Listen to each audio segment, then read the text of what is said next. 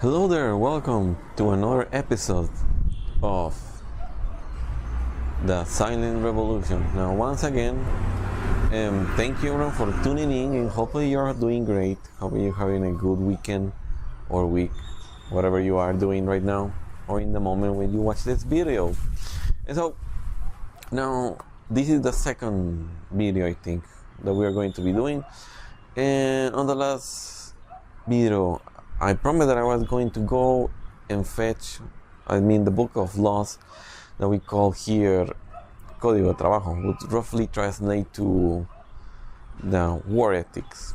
And so I have the PDF now. I just need to read it, and hopefully I get some results out of that. And so sadly, I don't have time yet or motivation to read it, but I definitely got it now. And so I will be doing that on the next week. And so now I'm going to talk once again about the solutions about the call centers and what they're currently doing wrong that may need to be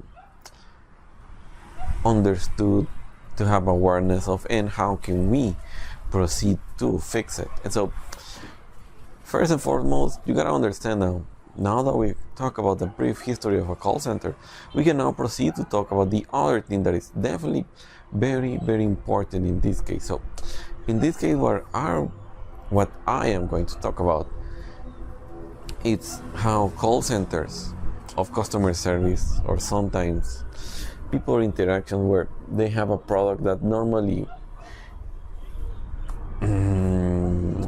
well, let me speak about first. Sometimes that, how can I tell you this, guys? Sometimes people that have a product, they want it to be good or fixed, or they want it to be spoon-fed, so to say. It's like saying people, instead of acquiring the knowledge and becoming self-sufficient and fix something, they do not have the creativity to go and see what could go wrong sometimes. And some people simply want more benefit and want to see what is a faulty product, and then what is, or what can they do to actually come and fix that situation. And sometimes they're simply going out of their way and speaking what do they want, right? So, or sometimes they are frustrated, they want something else. And sometimes people, because they are from other cultures, and then they cannot go and they try to comprehend it, to understand, but sometimes they just want direct answers, rather like yes or no. There's no in between. Can you do that or can you not? Then can you get me the service that I want in the way that I want? And so sometimes there's almost all in between. It's not just one or two, no. It's a complexity. Remember, it's culture. And so there's always a little bit of everything sprinkled right around. So each country has a little bit of that. That's called diversity. And we are all unique and different by nature. So diversity is something that it has to happen. It cannot be like that. That would be monogamous, and I think life would already be dead by that point. So complexity is one way creativity is pushed to its limits. So can we create new environment based upon simple things, based upon simple laws? And so how does this fit into what's the problem with a call center? It's simple. Because when complexity arises, then complex emotions arise as well. Then you could say that sometimes emotions, it's the vehicle for the desire, because it's energy in movement. And so now that we got to the bottom of this, you understand that emotions then are the thing, are a commodity, are to a degree something that we always exchange in our daily lives with each other, be it on a group, be it on a social experience, be it on something else. You gotta understand that sometimes all of this becomes something different. become something new. It can give you strength. It can make you go down. It can make you fall. It can rise you. And so it's about not about, look, I don't like this emotion. I don't like this other emotion. Rather, accepting for what I am and letting them go. Because at the end of the day, we cannot control them. They're simply creations that eventually becomes projections. And so you gotta understand that even if somebody's on the other side of the world, they are connected by the internet, right? And so they have, then that becomes the vehicle for those emotions. And the voice technology, so to say, of the phone, that replication that of that same, how do you call this, of this stereo, let's say, of this, or I call it in Spanish, bocina. And so you understand that this device that creates, it's so good at it that it replicates the emotion in the sound, the emotion within the sound. And so you can then see there that that's transmitted to the other side. And because the universe is all ever connected and everything is quantum in nature, that emotion that other people is experiencing, it will be transferred to you. And so because emotions are at the bottom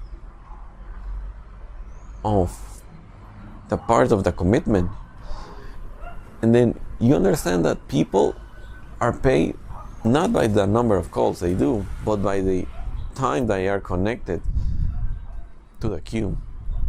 And once do they do that, then people can take X amount of calls. So you start to understand that then sometimes people have different ways of being because they are different and unique by nature. And then you understand that, so what? What does that have to do with emotions? Emotions are then not treated as a commodity or a way of living, but rather they are the bottom. They are not important because at the end of the day, you cannot measure them. Maybe you can, but at least in a call center environment, no. It's just something that exists, something that needs to be fixed, and something has to be done. But no, the company will not care about that. And so people slowly burn themselves, look to ways to lower that high level of stress created by that interaction, and by example taking on those emotions, negative emotions of the customer with their product, and then trying to find a solution. And at the end of the day, they become so accustomed to that abuse that then they become numb themselves, and then empathy is lost. And so you gotta understand this, that emotions are not something to be trifled with, but then again, it's something that we, within every culture or company, people don't care about those. It's what separates a human being from a cold machine that produces money, that exchanges their effort for money, and that's it. And so the problem with the call centers, at least with the customer service, is that emotions are single-handedly not even put their true worth up front, and they are placed last. And so at the end of the day, that's why call centers are emotional dumpsters. And because there's so much stagnant emotions and energy due to that, then somebody has to, wait, I think what is this? Then somebody has to come and transmute that and fix that. But you can see it, can it be measured? No. Do people care? Well, yeah, probably to a degree. And you know what? Just take some vacations and that's it. That's all I can do for you. Good luck. Oh, thank you. Are you going to pay me? Probably not, but do what you can, man. Like, that's it. And so, you see that the problem is that emotions are not given the rightful place. And because we are just part of the equation. And so, one of my ideas as to give to a solution of this is that we have to do two things here directly for the call centers, not for the companies and their, how can I say, and their products. It's about making sure that the people have access to grounding so they can transmute successfully and rapidly all of those emotions. At least it's going to hurt them, it's going to make them emotional damage, yeah, of course, but at least they will be able to recover from it if they choose to eat better, if they choose to change their own habits. But then again, that's definitely a difficult effort. And so sometimes all of those things have to be taken in consideration. And then again, if we have, for example, products of earthing and each customer representative have a band connected to a grounding outlet, and we know that that building has a grounding, a copper bar, then go ahead and use it. It's not going to be the goodest one, but still, it's going to at least lessen the damage that and the inflammation, the internal damage that is done due to those type of situations. You know, you understand that all of those things are definitely important. And so you see now that if somebody in a call center had a grounding device or technology, at least their shift will be not so horrible and meager, and so that stress will be mitigated to a degree. Of course, there are certainly other things that we can also do and to improve those solutions, but then again, that's the most important one, at least in my book. And so you understand that now, that people need to be grounded to have some changes, because emotional stress that comes from other people dumping those emotions on you, even if it's not physical, that stress and that abuse is there. And so you understand that sometimes people are not aware of that, and they do that as well. They let go and they lash out to the person that's there. And so at the end of the day, is that customer right or wrong? Are we the one at fault? It's the product is the one at fault?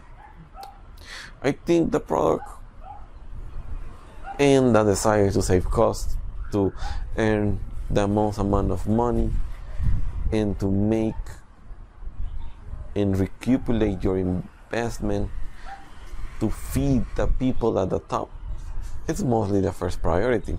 And since they don't care and they don't want to invest on their people, it's a problem that exists, yes, but we have to take steps to work that and to explain it. And at the end of the day, if we do not speak and raise our voices and be shown, be known, we'll never get something afloat. We'll never create something different. And so you understand that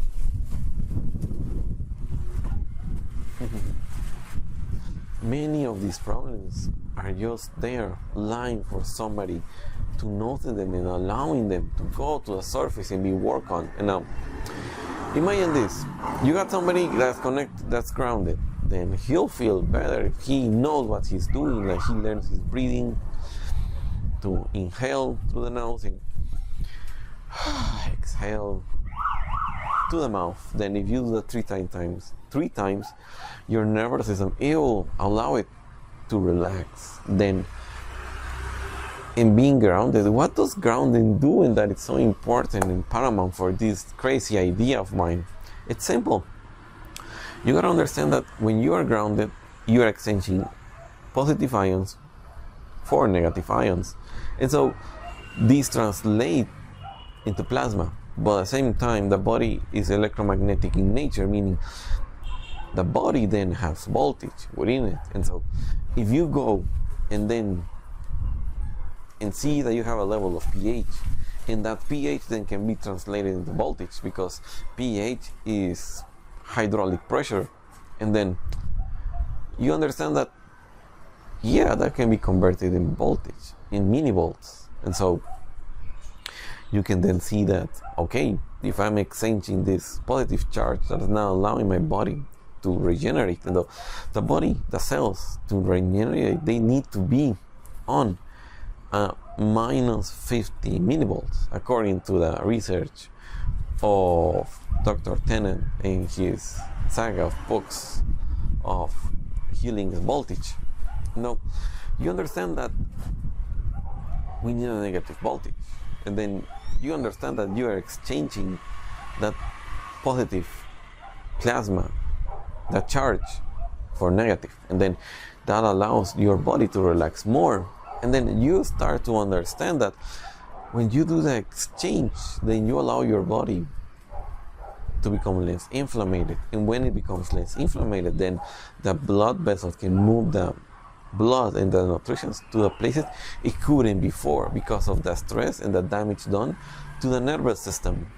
And so the solution is to have more exposure time being connected to Earth, because that will then allow the body to regenerate, and that will start what we commonly know in alternative medicine as the healing process. And then you start a healing crisis. And what does a healing crisis is simply to start a process for the body to start to heal and start to detoxify, be it by urine, by defecating, being by sweating, being by using the big and small intestine, using also the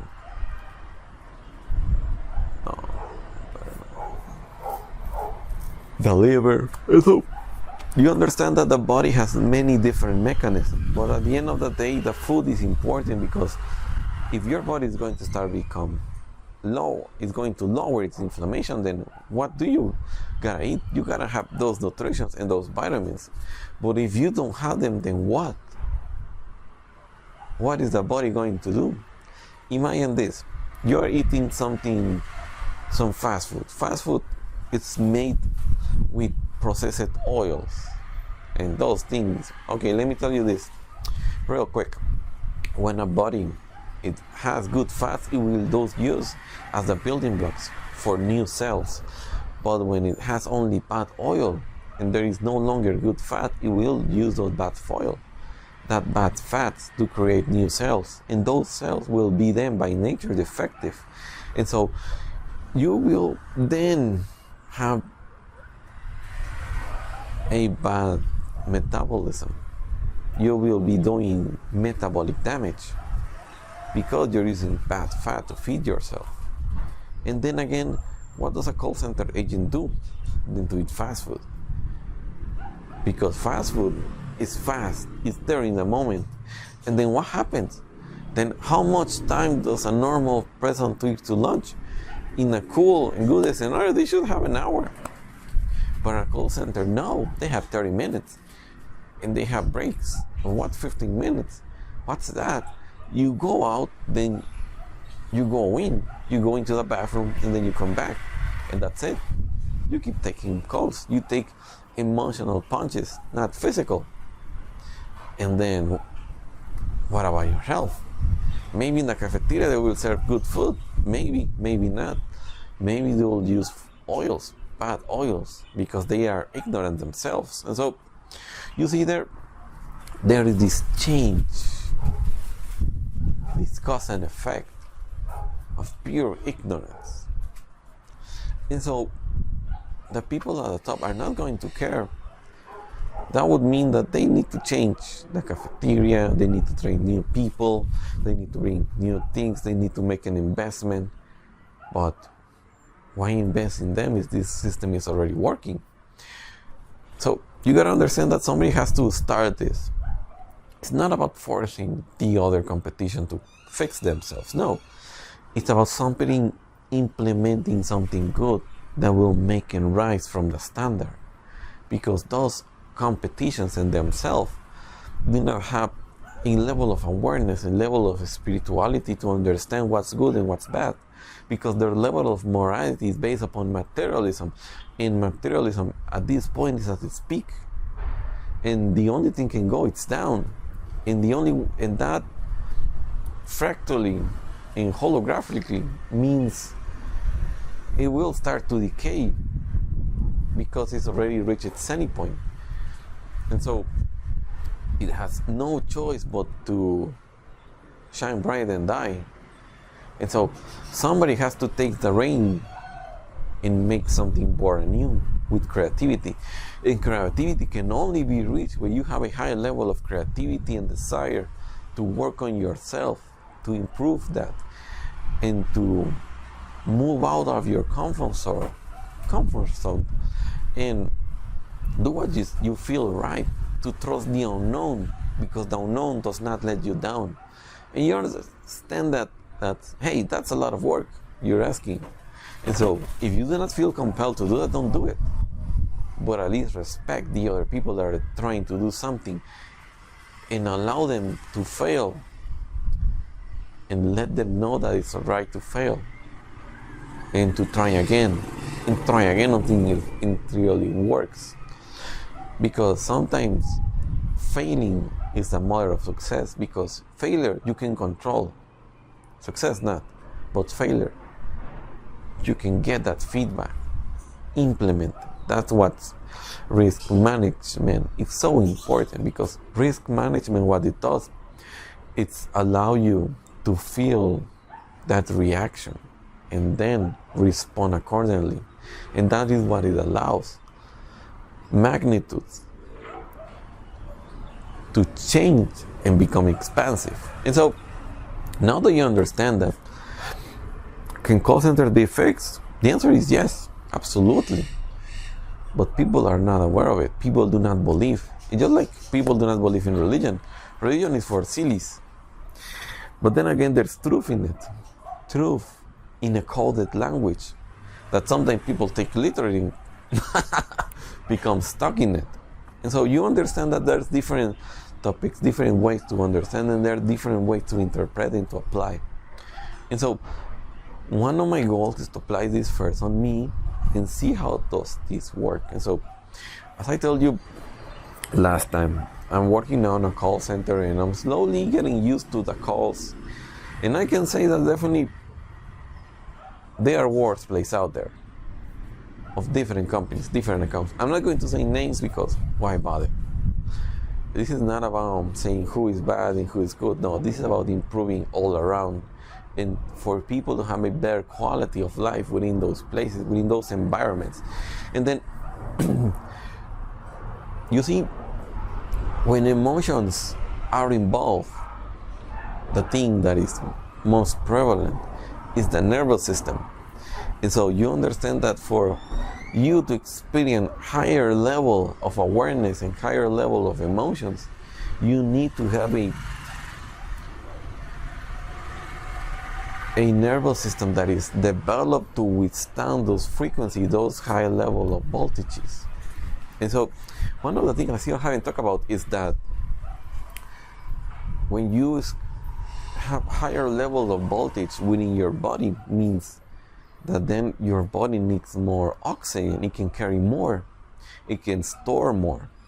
And so you got to understand one thing, everyone, is that the universe and how reality works is a holographic nature through fractal mathematics, and also through quantum holograms, and to quantum mechanics.